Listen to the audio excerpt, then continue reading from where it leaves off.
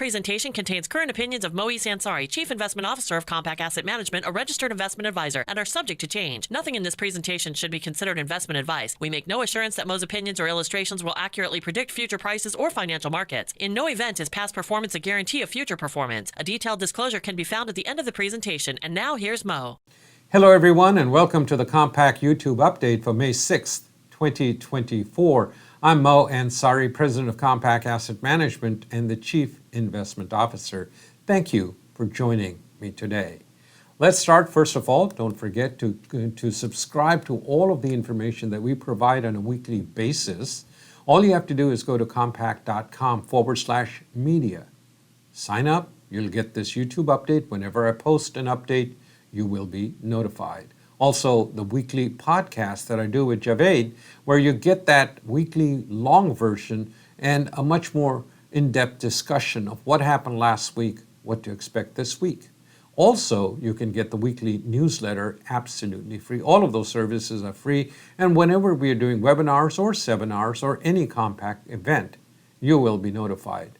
All of these services are free. So make sure you go to compak.com/media, and don't forget to subscribe to this YouTube update. Let's start with the weekly numbers. The S&P was up 0.5% for the week, up 0.56%. It's coming back nicely, and it got above one of the key resistance levels. I'll talk about that later on. The small cap did very well too, up 1.71%. All of this was due to the unemployment report that came out on Friday, and I'll talk about that. NASDAQ also up 1.44% for the week, and that is also above some critical resistance areas.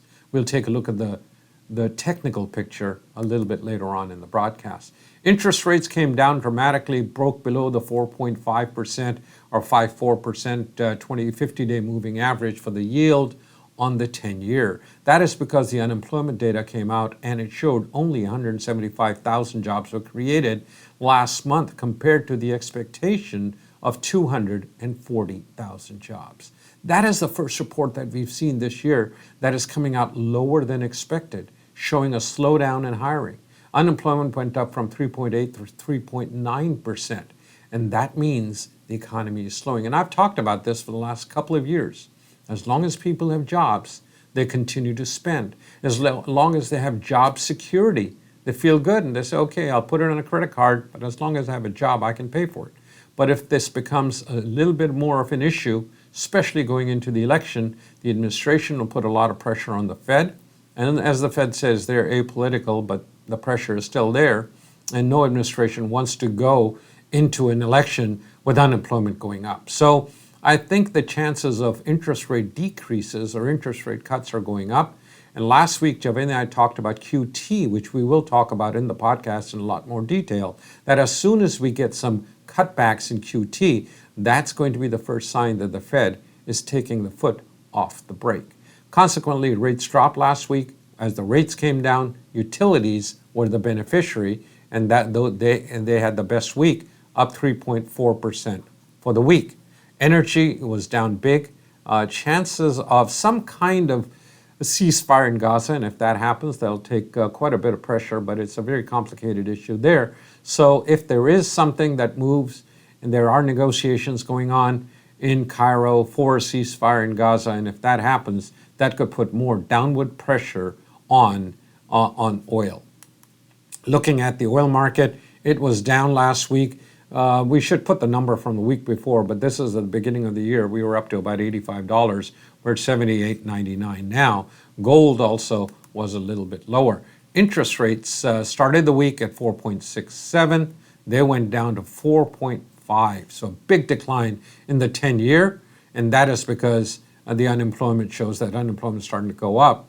And that, I think, as I've said for the last couple of years, I think the Fed might move. They will not admit that they're moving the goalposts, but they'll say, well, inflation will come down over a period of time, but because the unemployment is starting to go up, we are going to start cutting interest rates. That could be the justification for interest rate decreases in September, but it might move forward even to July, depending on what happens over the unemployment over the summer, and we'll have to wait and see. Looking at the government balance deficits across administrations, you can see that the administration during the Roosevelt years, that was the Great Depression, it was 12%. But you can see that we were in, you can see that the deficits continue to go up. That means percentage of GDP by administration since for the last 125 years or so. You can see that we are getting to a point where we are at one of the largest deficits since the Depression. And that is something that's a lot of money that is being spent that we do not have. And it's just a deficit spending. And that is still stimulating the economy. We've got the infrastructure spend, which is spent over the next 10 years. It's a lot of money that is being put into the economy by the federal government. But these deficits have to come back in line. Either we have to raise taxes or we have to cut spending. Both of them are going to take away from the economy sooner or later. We don't know when, but this will happen. I don't think it happens in election year, so I don't think it happens this year, but next year we'll have to wait and see how that turns out. Looking at the data, job openings are also going down. They went down from, they were up to over 10 million, and now we're at 8.5 million. Non-farm payroll came out at 175 compared to 240. That was the expectation, so it was lower than expected. Wage growth also month over was not as bad, 3.9% in April. That was not bad. We get consumer credit, and then we get initial claims for unemployment. So we'll have to wait and see how that comes out. Looking at the technicals of the market, we did get above the 5132 number, which is the 50-day moving average. This blue line, the market this morning is at 5166. So the target, Fibonacci target from this third wave high, as I've said, everything moves in 5 waves. This was wave 1 to the upside, wave 2 to the downside, wave 3 to the upside. This is wave 3, wave 4 to the downside, and then we get wave 5. Everything moves in 5 waves. The target for the 5th wave is 5310 to 5340. That is the Fibonacci projection from this high to here. How long will it take to get there? We'll have to wait and see. This ABC seems to have done, ABC seems to have done its move, which is on 4th waves. But I still think there's a chance that we could come down one more time. We'll have to wait and see how this plays out. If we continue above 5132, then the target is 5310 to 5340. That's what I'm looking at. Looking at the weekly charts, again, wave 1, wave 2 to the downside, wave 3 to the upside, wave 4. This seems to have been completed. We'll have to wait and see. Target again, somewhere around 5300 is the Fibonacci short-term target. This is a weekly chart. Each one of these vertical lines is 1 week, going back to about 2020. That's where this whole move started at the end of the pandemic. So this is what we're seeing right here, but these take years to develop. As you can see, this is about a 4-year chart.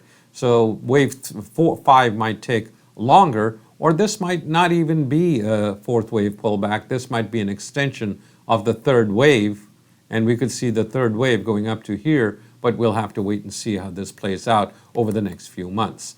Looking at the NASDAQ chart, above the 50-day moving average, which is good.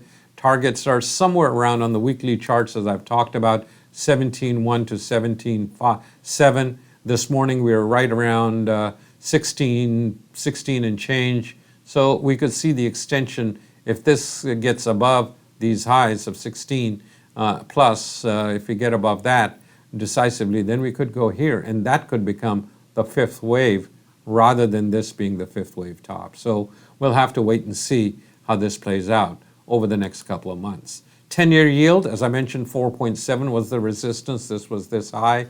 We touched it, got above it slightly, and then now we've come down below the 20-day, and we're headed towards the 50-day, which is 4.39. This morning we were around 4.49.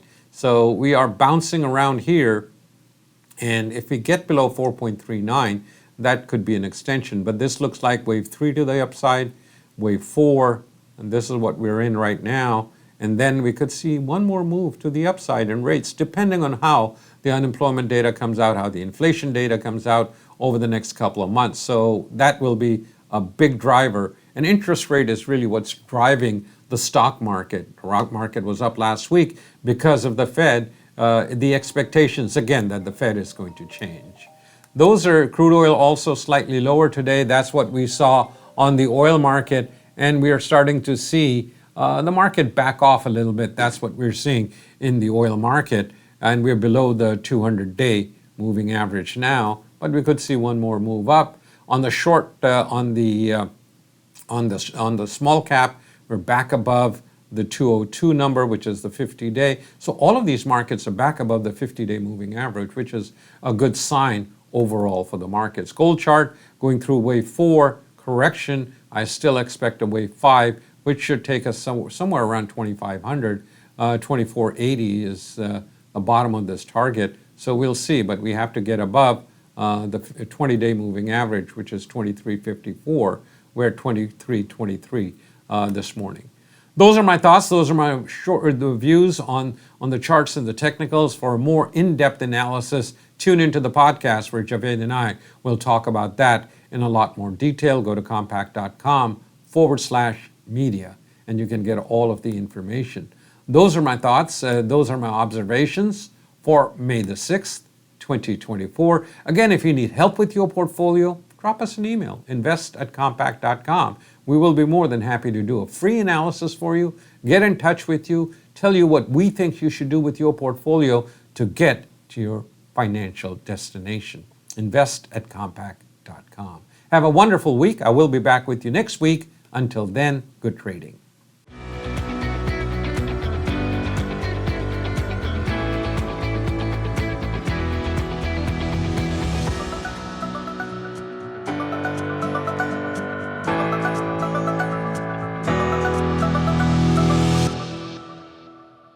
This presentation contains the current views and opinions of Moise Ansari, Chief Investment Officer of Compak Asset Management, a registered investment advisor. The views expressed are current only as of the date of this presentation and are subject to change. Nothing in this presentation should be considered investment advice, and nothing is personalized to any investor's individual circumstances. Compak Asset Management offers investment advice only after entering into an investment advisory agreement and gathering client-specific information about goals, objectives, financial status, and risk tolerance. This presentation uses terminology associated with technical analysis and provides charts to illustrate some of the concepts discussed. Technical analysis is a security analysis method with the goal of forecasting the direction of prices of securities or market indices through the study of past market data, primarily price and volume. We make no assurance that past performance or the use of technical analysis will accurately predict future prices. Further, a risk of technical analysis is that overfocus on historical patterns could lead to ignoring or downplaying security-specific concerns, overall market or sector concerns, or other factors because we assume inaccurately that historical patterns will repeat themselves. In no event is past performance a guarantee of future performance.